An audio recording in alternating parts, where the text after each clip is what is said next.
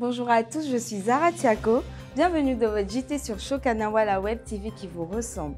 C'est avec un immense plaisir que je vous retrouve pour ce nouveau rendez-vous. Ensemble, nous ferons le tour de l'actualité nationale et internationale, tout frais payé bien sûr. Au sommaire de ce 11e épisode de la saison, oui, vous avez bien compris, 11e épisode, nous reviendrons notamment sur le scandale NCI, la découverte d'un gisement de pétrole et de gaz en Côte d'Ivoire ou encore l'épidémie de choléra au Niger. Et pour terminer, on vous parle du meilleur footballeur de tous les temps, Cristiano Ronaldo.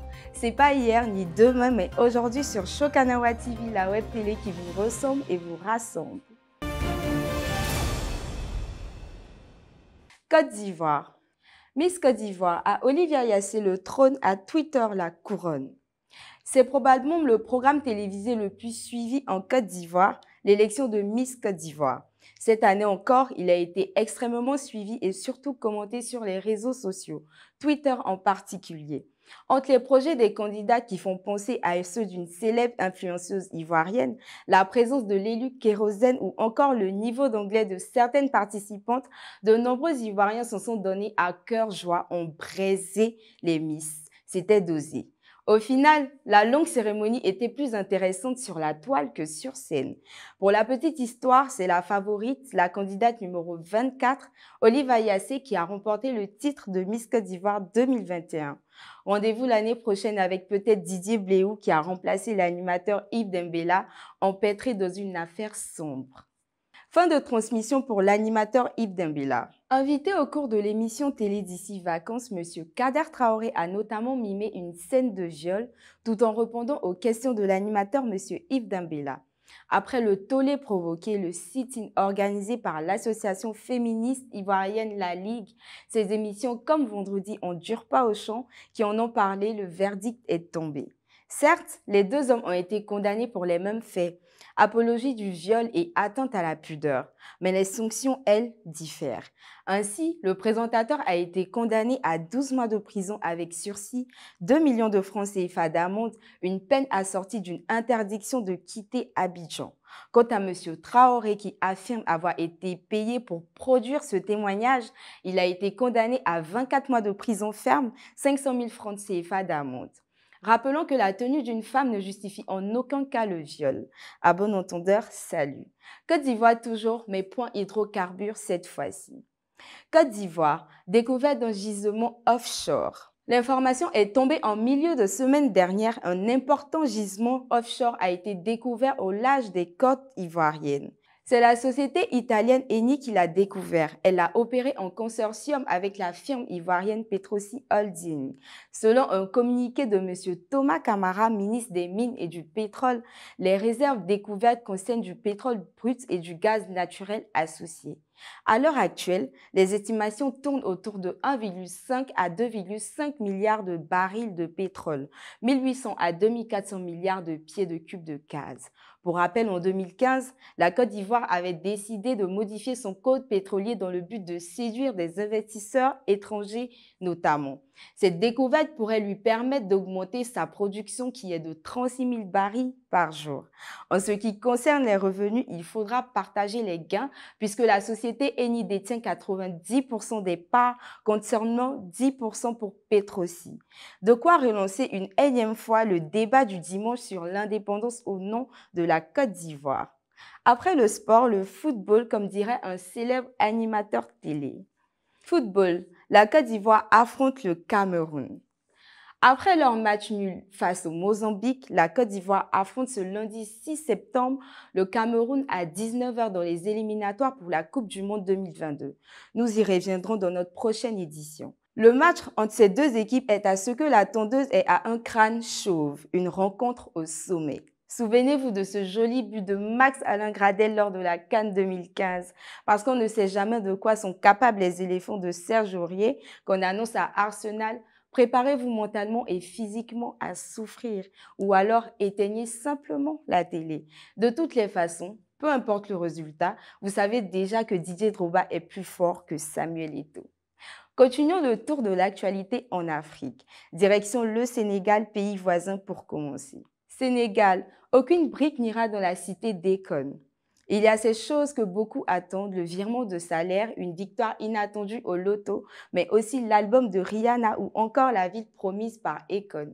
Ça fait des années et des années que le rappeur sénégalais a lancé l'idée d'une ville futuriste qui porte son nom, Akon City.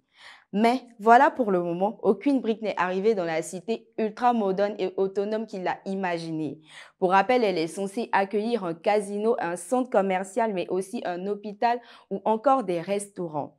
Le site de construction a même été déjà identifié. Il s'agit de Mbodiène, ville située à une centaine de kilomètres au sud-est de la capitale de Dakar. Les travaux étaient censés démarrer début 2021, mais pour l'instant, zéro trace d'un avancement du projet, zéro.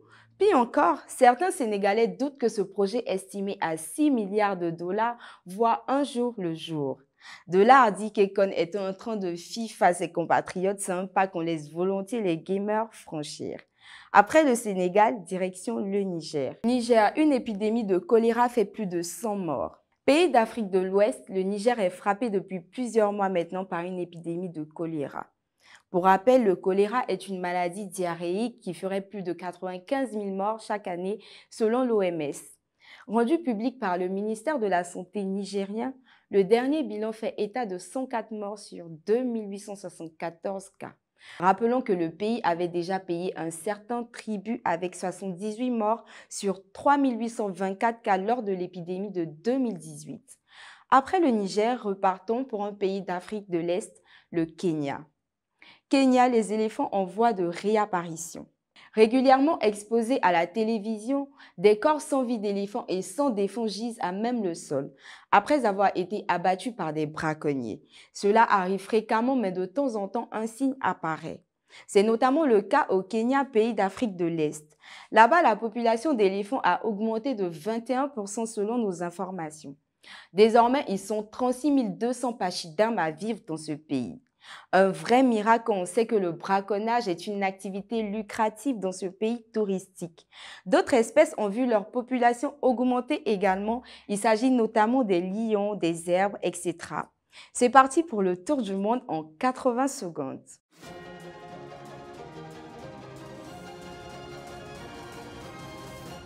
États-Unis, la tempête Ida frappe le pays. Plus ces années avancent, plus les catastrophes naturelles semblent régulières et surtout spectaculaires. Le dernier exemple en date est celui de la tempête Ida qui a récemment frappé les États-Unis et la ville de New York en particulier.